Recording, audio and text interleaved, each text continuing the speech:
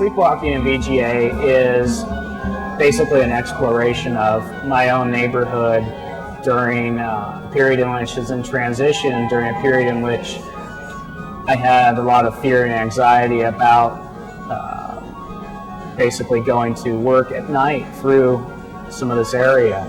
My way of coping with that was to kind of attack it with a camera, and I used a very small, simple digital camera, this one as a matter of fact, which basically takes 640 by 480 pixels, which is typically what most people refer to as VGA. So it became a very surreal kind of photography in a very low resolution format, and that's where the title came from. It's about what we kind of fear at night, what we kind of embrace at night, what we kind of catches our eye at night, the dawn the next morning, sort of the end of night. So it's pretty much what the show's about. What's going on in downtown Los Angeles right now, and it is like very much a neighborhood in transition as far as residents. Downtown Los Angeles has always had a residential population, but typically they've been clustered in single room occupancy hotels, what some people might refer to as welfare hotels, and they've also been clustered in the homeless shelters and in the homeless population that lives on the streets of downtown Los Angeles.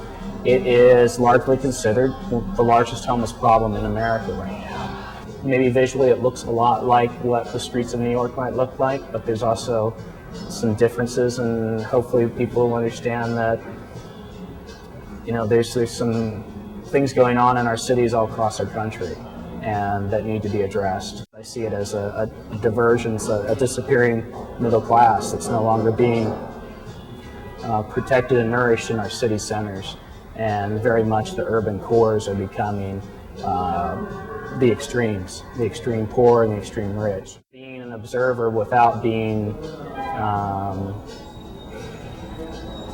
a humanitarian, I guess. I mean, it's meant to be a little gritty, it's meant to be a little harsh, it's meant to show, it's meant for people to kind of interpret what they want out of it. There wasn't so much interaction. There's a few pictures of, you know, there's a picture of someone sleeping on the sidewalk, but it's deliberately vague as to, is that a person, is it garbage, what's the ramifications of not being able to distinguish between the two? Are we talking about disposable people?